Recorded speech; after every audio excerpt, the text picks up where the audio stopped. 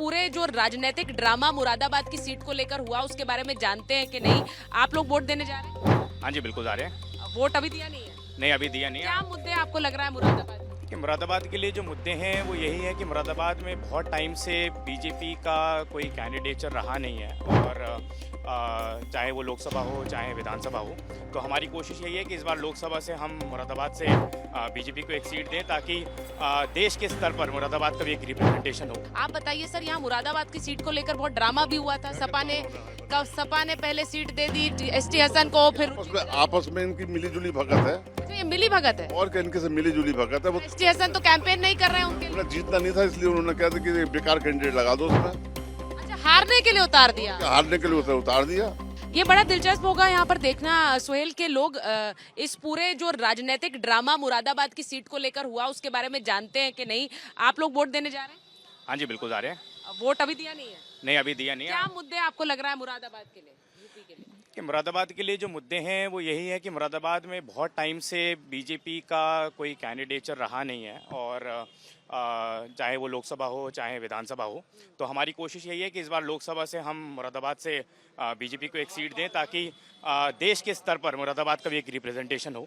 अच्छा, आपको लग रहा है कि मोदी जी कह रहे हैं, मोदी जी की गारंटी यहाँ मुरादाबाद में, यूपी में चल रही है?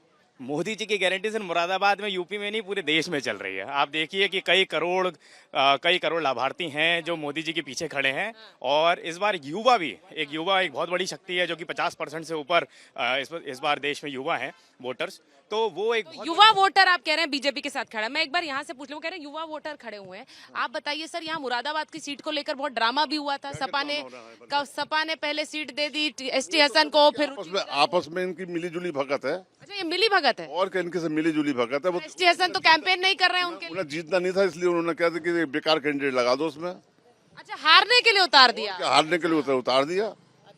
लेकिन मवाद की जहाँ तक उन्नति की बात है, यहाँ पे पाइप वगैरह लाइन उन्होंने लाखों खर्च कर दिए हैं, करोड़ रुपए खर्च कर दिए। ना तो सड़कें सही हो रही हैं और ना पाइपलाइन पड़ रहे हैं। वो एक गलत बात है।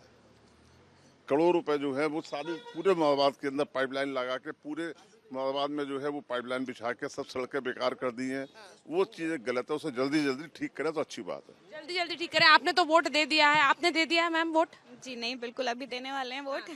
वोट देने वाले हैं। हाँ जी। तो आप मुझे बताइए कि युवा वोटर या फिर महिलाएं क्या सोचती हैं इस चुनाव में? क्या मुद्दे हैं? सबसे ज़्यादा तो सेफ्टी है डेफिनेटली, और मुझे लगता है विमेंस एजुकेशन भी बहुत बड़ी चीज़ है जो आज आप देख रहे हैं कि हमारे देश में बहुत अच्छे लेवल पे होती जा रही है, because the reason is BJP.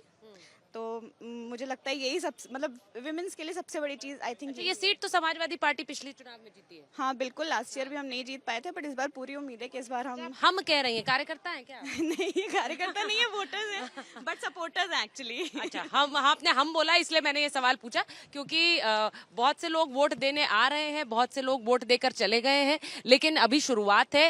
Ma'am, आप वोट देने जा रही हैं? हाँ, क्या मुद्दा क्या है यहाँ? ये नहीं बताऊंगे। अच्छा, नहीं बताऊंगी। अच्छा, गांठ बांध कर आई हैं, अपने तक रखेंगी, किसी को नहीं बताएंगी। चलिए अनूप के पास चल रहे हैं। अनूप, जरा आप बताइए वहां पर क्या माहौल है? इस बार पहला चरण चुनाव का है, 102 सीटों पर वोट डल रहे हैं और ऐसे में बिहार में जिस तरह से राजनीतिक समीकरण चुनाव से पहले बदले और नीतीश कुमार एक बार फिर बीजेपी के साथ है, उसका कुछ प्रभाव चुनाव में दिख रहा है।